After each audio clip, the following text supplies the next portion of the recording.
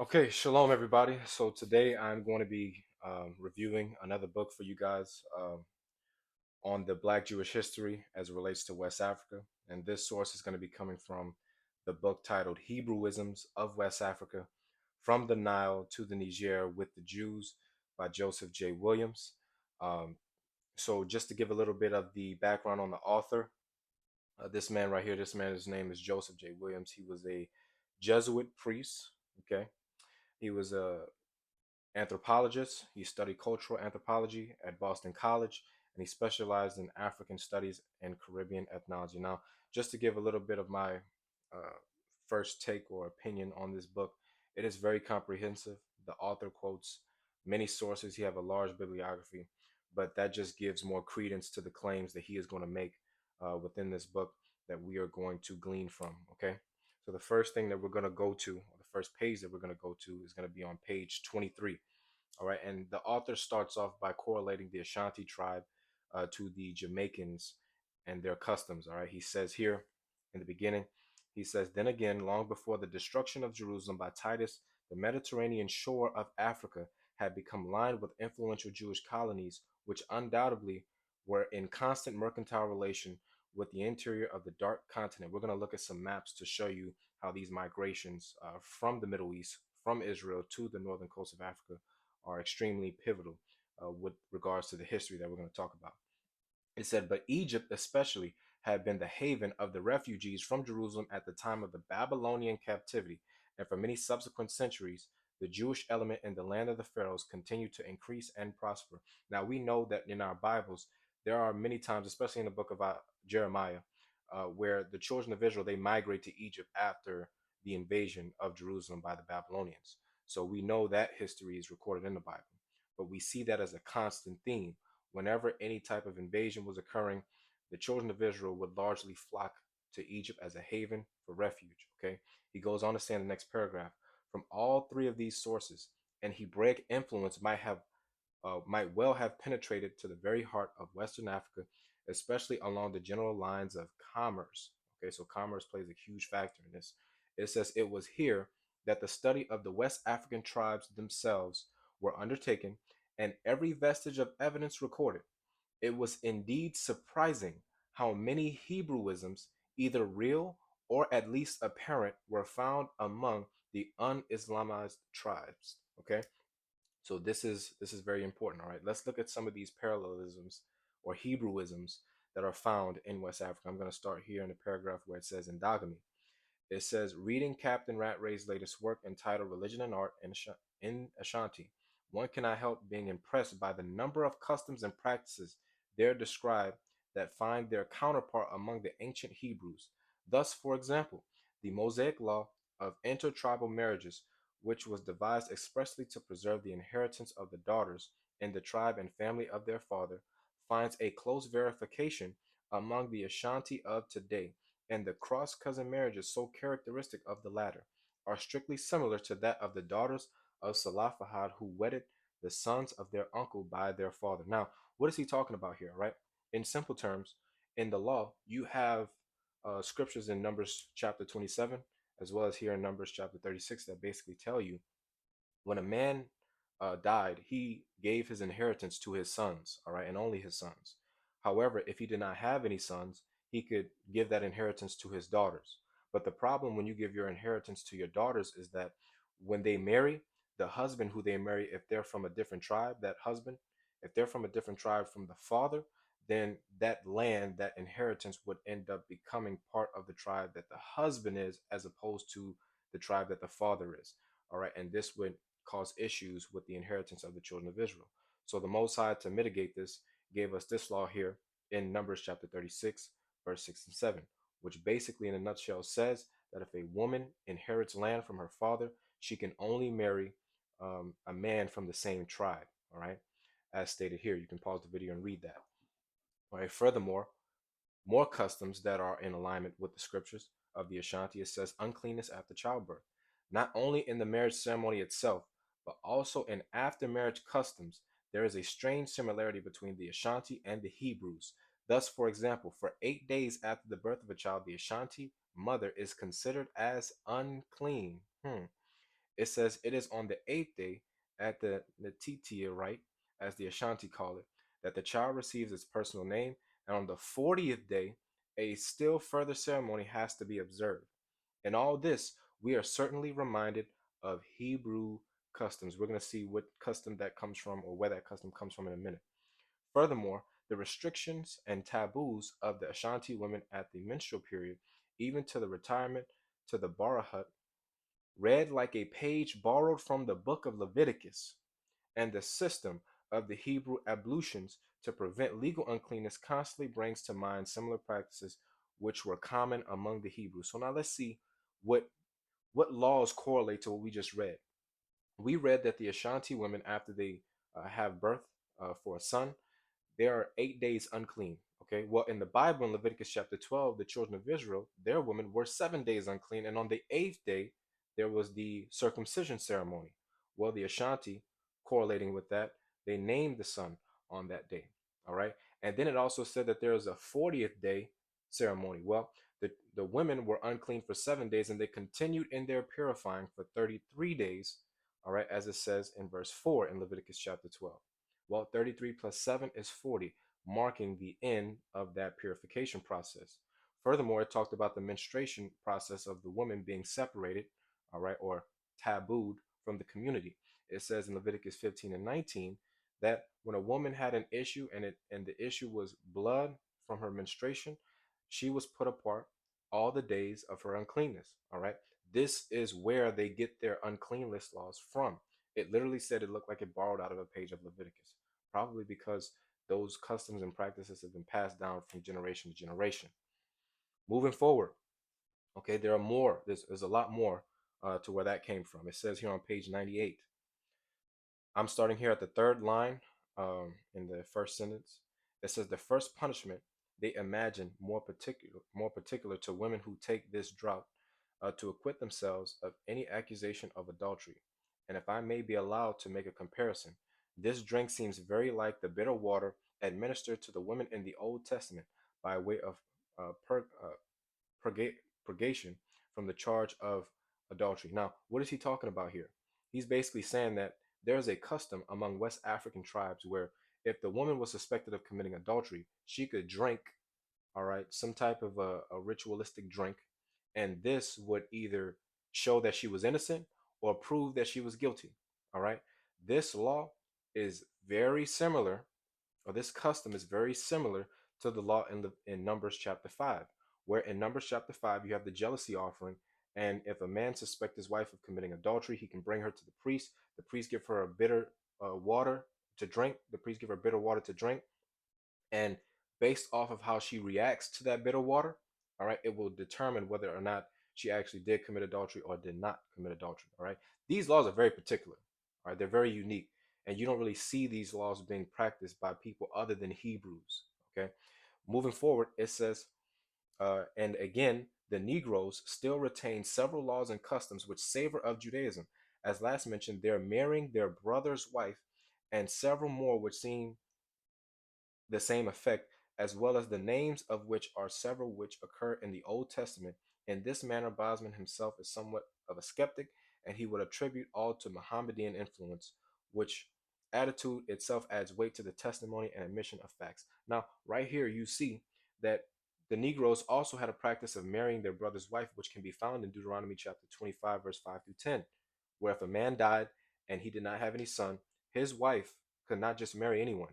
She had to marry her late husband's brother, and the brother would, the first child that he would have with his brother's wife would basically take on the name of the brother that was dead. All right, this is called a levirate marriage. Now, again, these laws are unique; they're particular to the children of Israel, and you can't really find other people practicing these things. All right, thereby showing again the parallelisms between Hebraic culture and the culture of the Negroes in West Africa. Moving forward, on page 100, I'm going to start the first sentence where it says, in the former region of the country, Judaism is prominently developed, some of the leading features of which are circumcision, the division of tribes into separate families, and very frequently into the number 12, the rigid interdiction of marriage between families too nearly related, bloody sacrifices with the sprinkling of blood upon the altar and doorposts, a specified time for mourning the dead, during which they shave their heads, though and wear soiled, tattered clothes, demoniacal possessions, purifications of various other usages, probably of Jewish origin. Some of those usages, especially the rite of circumcision, might be supposed to have been of Mohammedan origin, if it were not for the absence of all other traces of the religion among the pagan tribes of both Guineas. Now, again, you can see here that there's a wide variety of influence, all right, in the area of Guinea. I'm going to pull up an image in a minute to show you where that is. All right, and then you see that there are possible links to Islam. But we have to remember that Islam gets many of its traditions and practices from the Jews. Okay, Muhammad got those practices from the Jews. Muhammad did not create circumcision. Circumcision predates him. All right, and we see again when we read down in the last paragraph of the page, it says another witness who spent 7 years among the blacks. 7 years. This is eyewitness testimonies. Okay, primary resources. 7 years among the blacks of the slave coast is especially positive in his assertion, after remarking that D'Anville's map states that the country of the Nagos was formerly inhabited by Jews, and that this view was adopted by Idrisi, an Arab traveler of the 11th century. He briefly adds, one finds among the blacks many Jewish customs. So you have eyewitness testimonies literally telling you that there are many Jewish customs among the blacks in Guinea. Now, you might be asking, well, where is Guinea? Here displayed is a map of Negro land, all right? And before I mention this, I want to let you guys know that this is not something that black people made up. This map is called Negro land, and this map illustrated the cartography that the Europeans used as they made their colonies on the western coast of Africa. All right, and you can see at the bottom on the coast, you see this area known as Guinea. This is what the author is talking about. This is where all those Hebraic customs are found in both Guineas. Southern Guinea and Negro land was also called Northern Guinea. All right, you can see at the top it says there Negro land. All right, this is the area where they found a wide variety of Hebraic culture, customs, influence, etc. All right. So moving forward, this is coming from page 107 and 108. All right. There's too many correlations. It says briefly then, as supporting the theory of Hebrewisms of the Ashanti, we found the following indications of an infiltration of Hebraic culture among the distinctively Negro tribes of Africa. In floggings, the traditional number of strokes, 40 less than one. That comes from Deuteronomy 25, people. All right, 40 stripes. Shall he not exceed 40 less than one? New moon festivals. Wow, I wonder where they got that from. The oath drink akin to the scriptural bitter waters. Expectations of a Messiah. Jewish distinction between Diabole and Diamonia. The dual decimal divisions of tribes into families. Exogamy. Bloody sacrifices with the sprinkling of blood upon the altar and doorposts. Reminds me of Passover. Mourning customs, obsessions, legal defilement, Jewish octave, law on adultery, funeral customs, Sabbath rest, Levirate marriages, glass making, beside other traits that might as well have Mohammedan or Christian origin, such as circumcision on the one hand and the priestly garb on the other. How then are we to explain all of these parallelisms? Has Hebrew culture really found its way into the heart of Negro land? Again, we are showing, or this book is letting you know that there is easily found influence and culture of the Hebrews in West Africa. All right. So let's look at some of the possible migrations. Right. How did this happen? How does the Hebrews? How do they go from being in Israel, in the Levant, in the Middle East, all right, on the coast of the Mediterranean? How did they go from there to here in West Africa, right? Let's talk about some of these migrations. It says here on page 159, by two routes, Hebraic culture may have penetrated to West Africa, from the north across desert wastes, and from the east along the general line of contact that skirts the great tropical forests. This is what we're going to be talking about mainly. Let's jump down to the second paragraph. It says that Hebraic influence did penetrate to the very heart of Negro land by both routes indicated, will be shown in due course. Basically, what he's telling you is both of these routes, from the north to the south, all right, from North Africa to the south, and from East Africa to the West. This is how you get Hebrewisms, Hebrew influence, Hebraic culture in West Africa to these Negro tribes. This is coming from page 228. All right, this is talking about Eldad the Danite. Now, we referenced him in the previous source that we read, but I just want to show again that he is cited here in Hebrewisms of West Africa. Again, it says here, where it says Eldad the Danite, we might here digress for a moment for the account of De la Roncière to say a few words about Eldad the Danite. It was toward the end of the 9th century that the Jewish community at Kirwan in North Africa was aroused by a visitor from the heart of Negro land with a strange story to relate. In the words of Max L. Margolis, Eldad, the son of Mali, the Danite, alleged that he was a descendant of the tribe of Dan. He related that his tribe had migrated from their Palestinian home, so as not to take part in the civil war at the time of Jeroboam's secession, and were residing in the land of Havilah beyond the rivers of Ethiopia. That reminds us of Zephaniah 3 and 10, right? He says 3 other tribes, Naphtali, Gad, and Asher, were with them. So we have the tribes of Dan, Naphtali, Gad, and Asher, where? In Negro land. He says these had joined them in the times of Sennacherib. So that lets you know that, again, whenever the children of Israel were invaded by enemy nations, they would constantly flee into the heart of Africa, into Egypt, and then penetrating deeper into Africa. This is known. This is why you have the verse in Zephaniah 3 and verse 10 where it says, beyond the rivers of Ethiopia shall my dispersed bring their offering. Okay?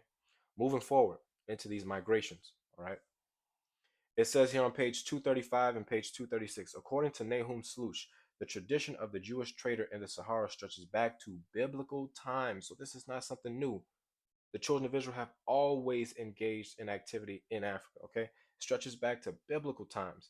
And it is not at all surprising to encounter in every part of the desert traces, even survivals of a primitive Judaism, which at one point played an important role in the whole region of the Sahara, from the Senegal to the very border of Somaliland. He adds, for many years, the author of this book has been gathering material for a history of the Jewish migrations into the Sahara and to the Sudan. One part of the work is already done, the establishing of the authenticity of these migrations. Again, I'm going to read that last part. One part of his work is already done, the establishing of the authenticity of these migrations. Right here, you have a map shown on your screen that shows you the migration patterns. Again, when the children of Israel would get invaded by the Babylonians, the Assyrians, the Persians, the Romans, whoever, okay, they would either flee south to Egypt for refuge, as we read earlier, or they would flee through the Mediterranean and they would settle in southern Europe or in northern Africa. Okay, right here shows you the display. Many of them would settle into northern Africa. When they settled into northern Africa, they would then, through commerce and trade, migrate south, all right, because of the fact that there's a lot of raw materials in Africa that could be used as resources to trade, all right? Or if they fled south from the land of Israel to Egypt, they would make their way again, as it said, from the Senegal to the border of Somaliland. Guys, that is the entire length or the entire width of Africa, excuse me. And that is also known as the Sahel region, aka South Sudan. So, in conclusion, on page 254, we read, as regards our present question, then, while a great deal of excavation will be required before we can hope for any really satisfactory solution concerning the origins of the Tigris and the true history of Ghana and other mysteries of the desert, this much, however, we may take as certain. Look what he says we can take as certain.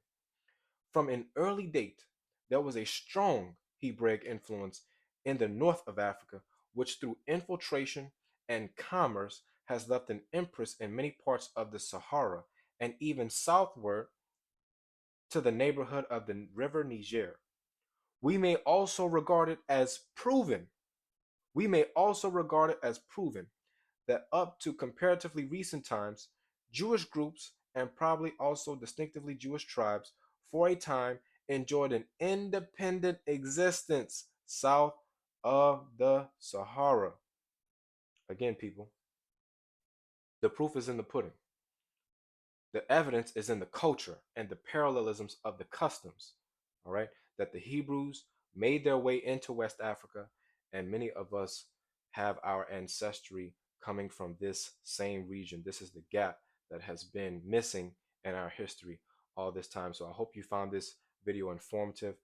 Again, support the author's work. Thank you. Shalom.